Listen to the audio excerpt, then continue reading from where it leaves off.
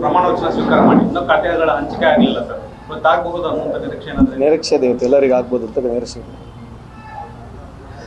ಜಿಲ್ಲಾ ಪ್ರವಾಸ ಮಾಡಿದ್ವಿ, ಬರ ಪರಿಸ್ಥಿತಿ ಹೇಗಿದೆ, ಸರ್ಕಾರ ಇಲ್ಲ, ರೈತರು ವಿಶೇಷವಾಗಿ ಕರ್ನಾಟಕದಲ್ಲಿ ಆಮೇಲೆ ಧಾರವಾಡದಲ್ಲಿ ಅತ್ಯಂತ ಧರ್ಮ ಸಂಕಟದಲ್ಲಿದ್ದಾರೆ. ಧಾರವಾಡ ವಿಷಯಕ್ಕೆ ಬರಬೇಕಾಗಿದ್ದರೆ ಸುಮಾರು 96% ಬಿತ್ತನೆ ಆಗಿದೆ. ಸುಮಾರು 2,80,000 ಹೆಕ್ಟರ್ಗೂ ಜಾಸ್ತಿ ಬಿತ್ತನೆ ಆಗಿದೆ. ನಾನು ಸುಮಾರು ಎಲ್ಲ ತಾಲೂಕುಗಳಿಗೆ ಭೇಟಿ ನೀಡಿದ್ದೇನೆ. ಅಲ್ಲಿರ್ತಕ್ಕಂಥ ಸ್ಥಳೀಯ ಶಾಸಕರ ಜೊತೆ ಎಲ್ಲ ರೈತರ ಮುಖಂಡರ ಜೊತೆನೂ ನಾವು ಭಾಳಷ್ಟು ಬಹುತೇಕ ಹೊಲಗಳಲ್ಲಿ ಹೋಗಿ ಹೋಬಳಿ ವೈಸ್ ಕೂಡ ವೀಕ್ಷಣೆ ಮಾಡಿ ಬಂದಿದ್ದೇವೆ. ಮೇಲ್ನೋಟದಲ್ಲಿ ಭಾಳಷ್ಟು ಬೆಳೆಗಳು ಹಾನಿಯಾಗಿರ್ತಕ್ಕಂಥದ್ದು ಕಾಣ್ತಾ ಇದೆ. ಅದ್ರ ಜೊತೆಗೆ ಮಳೆ ಕೆಲವು ಜಾಗದಲ್ಲಿ ಬಂದೇ ಇಲ್ಲ, ಕೆಲವು ಜಾಗದಲ್ಲಿ ಮಳೆ ಬಂದಿದ್ರು ಕೂಡ ಸರಿಯಾದ ಸಮಯಕ್ಕೆ ಮಳೆ ಬಂದಿಲ್ಲ. ಮೇಲ್ನೋಟದಲ್ಲಿ ಕೆಲವು ಹೊಲಗಳಲ್ಲಿ ಹಸಿರು ಕಂಡಿದ್ರು ಕೂಡ ಒಂದು ಏನು ಬೆಳೆ ಬರಬೇಕಾಗಿತ್ತು ಆ ಥರದ ಬೆಳೆ ಅಲ್ಲಿ ಕಾಣ್ತಾನೇ ಇಲ್ಲ. ಮೇಲ್ನೋಟದಲ್ಲಿ ಹಸಿರು ಕಾಣುತ್ತೆ.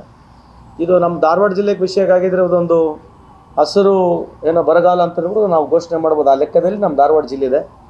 ಇವತ್ತು ಸನ್ಮಾನ್ಯ ಮುಖ್ಯಮಂತ್ರಿಗಳಾಗಿರ್ತಕ್ಕಂಥ ಡಿ.ಕೆ. ಶಿವಕುಮಾರ್ ಸಾಹೇಬರು ನಮಗೇನು ತಾಕೀತು ಮಾಡಿದರು, ಆ ಒಂದು ಅವರ ಆದೇಶದ ಮೇಲೆಗೆ ಅವರ ಒಂದು ಮಾರ್ಗದರ್ಶನ ಮೇಲೆಗೆ ನಾನು ವೈಯಕ್ತಿಕವಾಗಿ ಎಲ್ಲ ತಾಲೂಕುಗಳಿಗೆ ಭೇಟಿ ನೀಡಿ ಇವತ್ತು ಆಲ್ರೆಡಿ ಒಂದು ವರದಿಯನ್ನು ನಾವು ಆಗಲೇ ತಂದಿದ್ದೇವೆ. ಆ ವರದಿ ಸರ್ಕಾರಕ್ಕೂ ಹಾಗೂ ಮುಖ್ಯಮಂತ್ರಿಯವರಿಗೆ ಒಪ್ಪಿಸ್ತಕ್ಕಂಥ ಕೆಲಸ ನಾವು ಮಾಡ್ತೇವೆ. ಅಲ್ಲ, ಆಬ್ವಿಯಸ್ಲಿ ಏನಾಗಿದೆ, ಮಾನದಂಡಗಳು ರೈತರು ಪ್ರಮುಖವಾಗಿರ್ತಕ್ಕಂಥ NDRF ನಾಮ್ಸ್ನ ಚೇಂಜ್ ಮಾಡಿ ಅದರಲ್ಲಿರ್ತಕ್ಕಂಥದ್ದೇನು ನಿಮ್ಮದು ಭಾಳ ಹಳೆಯ ವರ್ಷಗಳಿಂದ ಇರ್ತಕ್ಕಂಥದ್ದೇನು ನಮಗೆ ಕಾಂಪನ್ಸೇಷನ್ ಸಿಗುತ್ತೆ ದೊಡ್ಡದು ಮಾಡಿ ಪರಿಹಾರ ಜಾಸ್ತಿ ಸಿಗಬೇಕಂತಕ್ಕಂಥದ್ದು, ಕನಿಷ್ಠ 25,000 ರಿಂದ 50,000 1 ಲಕ್ಷವರೆಗೆ ಪರಿಹಾರ ಕೊಡಿ ಅಂತಕ್ಕಂಥದ್ದು ಕೂಗು ರೈತರದಿದೆ. ಸೊ ಈಗ ಕೇಂದ್ರ ಬರಲೇಬೇಕಾಗತ್ತೆ, ಕೇಂದ್ರ ಸರ್ಕಾರ ಬರಲೇಬೇಕಾಗತ್ತೆ. ಸೊ ರಾಜ್ಯ ಸರ್ಕಾರದಿಂದ ಏನು ಮಾಡಬೇಕು ಏನಿಲ್ಲ ಸರ್ಕಾರ ಸನ್ಮಾನ್ಯ ಮುಖ್ಯಮಂತ್ರಿಯವರು ಡಿ.ಕೆ. ಶಿವಕುಮಾರ್ ಸಾಹೇಬರು ಇದನ್ನು ನಿರ್ಣಯ ಮಾಡ್ತಾರೆ.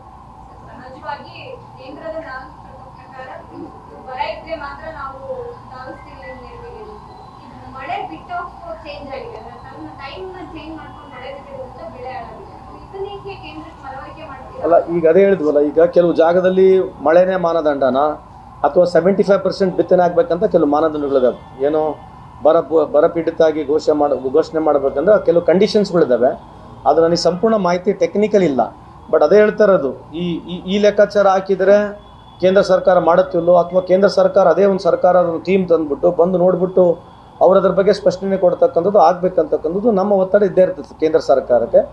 ನಮ್ಮ ಸರ್ಕಾರದಿಂದ ಏನಾಗಬೇಕು ಅದು ಸನ್ಮಾನ್ಯ ಮುಖ್ಯಮಂತ್ರಿ ಡಿ.ಕೆ. ಶಿವಕುಮಾರ್ ಸಾಹೇಬರು ಮಾಡ್ತಾರೆ. ಯಾವುದೇ ಖಾತೆ ಕೊಟ್ಟರೆ ಮಾಡ್ತೀನಿ. ಕಾರ್ಮಿಕ ಖಾತೆ ಅದರ ಮೇಲೆ ಪ್ರೀತಿ ಜಾಸ್ತಿ ಇದೆ, ಅದು ಕೊಟ್ಟರು ಮಾಡ್ತೀನಿ.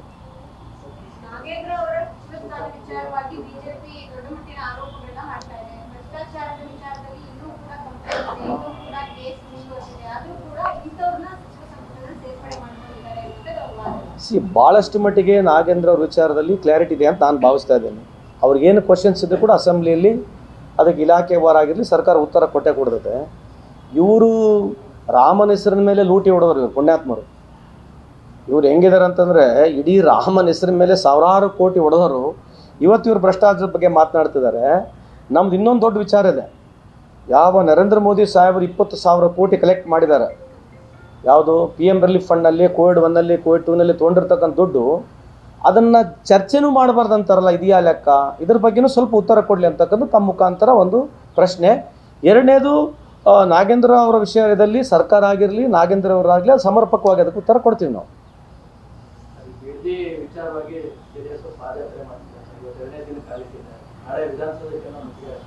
ಅಲ್ಲ, ಹಾಕಲಿ, ಯಾಕಂದರೆ ಹೋರಾಟಗಳು ಆಗಬೇಕು. ಆದರೆ ಮೊನ್ನೆ ತಾನೇ ಪೇಪರ್ನಲ್ಲಿ ಸಂಪೂರ್ಣ ಬಿಡುಗಡೆ ಮಾಡಿದ್ದೀವಿ. ಯಾವ ಸರ್ಕಾರಗಳಲ್ಲಿ ಯಾವ ಸಂದರ್ಭದಲ್ಲಿ ಯಾರ್ಯಾರು ಏನು ಮಾಡಿದ್ದಾರೆ, ನೋಟಿಫಿಕೇಷನ್ ಏನಿಲ್ಲ ಅಂತೆಲ್ಲ ನೋಟಿಫಿಕೇಷನ್ ಆಗಿದೆ. ಇವತ್ತು ಜಗತ್ತು ಜಾಹೀರಾಗುತ್ತೆ. ಅದನ್ನು ಅಸೆಂಬ್ಲಿಯಲ್ಲಿ ಉತ್ತರ ಕೊಡ್ತಾರೆ, ಸಾಮಾನ್ಯ ಮುಖ್ಯಮಂತ್ರಿ ಉತ್ತರ ಕೊಡ್ತಾರೆ. ಇದು ಇವ್ರು ಮಾಡಿರ್ತಕ್ಕಂಥದ್ದೇ, ಈ ಟೌನ್ಶಿಪ್ಗಳು ಅಂತಕ್ಕಂಥದ್ದು ಪ್ಲ್ಯಾನ್ ಮಾಡಿರ್ತಕ್ಕಂಥದ್ದು ಸಂಪೂರ್ಣವಾದಂಥ ಮಾಹಿತಿ ಆಗೋದು ಸಾರ್ವಜನಿಕರು ಇಲ್ಲಿದೆ. ಈಗ ನೋಡೋಣ, ಇದಾದಮೇಲೆ ಇನ್ನು ಎಷ್ಟು ಮಟ್ಟಿಗೆ ಹೋರಾಟ ಮಾಡ್ತಾರೆ ನೋಡೋಣ. ಅವ್ರ ಹೋರಾಟಕ್ಕೆ ನಮಗೇನು ತೊಂದರೆ ಇಲ್ಲ. ಅದಕ್ಕೇನು ಉತ್ತರ ಕೊಡಬೇಕು ಸರ್ಕಾರ ಆಗಿರಲಿ ಮುಖ್ಯಮಂತ್ರಿಗಳು ನಾವೆಲ್ಲ ಗಟ್ಟಿಯಾಗಿ ಅದ್ರ ಬಗ್ಗೆ ಉತ್ತರ ಕೊಡ್ತೀವಿ. ಕೆಲವು ಹಿರಿಯ ಶಾಸಕರು ಮತ್ತು ಕಾರ್ಯಕರ್ತರು ರಾಹುಲ್ ಗಾಂಧಿ ನೇರವಾಗಿ ಪತ್ರ ಬರೆದಿರುವಂಥದ್ದು, SS ಮಲ್ಲಿಕಾರ್ಜುನ ಆಗಿರ್ಬೋದು, ಕೃಷ್ಣ ಬೈರೇಗೌಡ ಆಗಿರ್ಬೋದು, H.K. ಪಾಟೀಲ್ ವಿಚಾರಕ್ಕಾಗಿರ್ಬೋದು, ಇಂಥವ್ರನ್ನ ಕೆಲವ್ರನ್ನ ಸಂಪುಟಕ್ಕೆ ತಗೊಂಡಿರೋದು ಸರಿಯಲ್ಲ ಅನ್ನೋ ಒಂದು ವಿಚಾರಕ್ಕೆ ಚರ್ಚೆ ಮಾಡಿ ಪತ್ರ ಬರೆದಿರುವಂಥದ್ದು. ನನಗೆ ಮಾಹಿತಿ ಇಲ್ಲ ಯಾರು ಪರವಾಗಿ ಯಾರು ಬರೆದಿದ್ದಾರೆ ಅಂತ ನನಗೆ ಮಾಹಿತಿ ಇಲ್ಲ. ಸೊ ಆ ಥರ ಏನೇ ಬರೆದಿದ್ರು ಕೂಡ ರಾಹುಲ್ ಗಾಂಧಿ ಅದನ್ನು ಪರಿಶೀಲನೆ ಮಾಡ್ತಾ ಅದ್ರ ಬಗ್ಗೆ ಯೋಚನೆ ಮಾಡ್ತಾರೆ.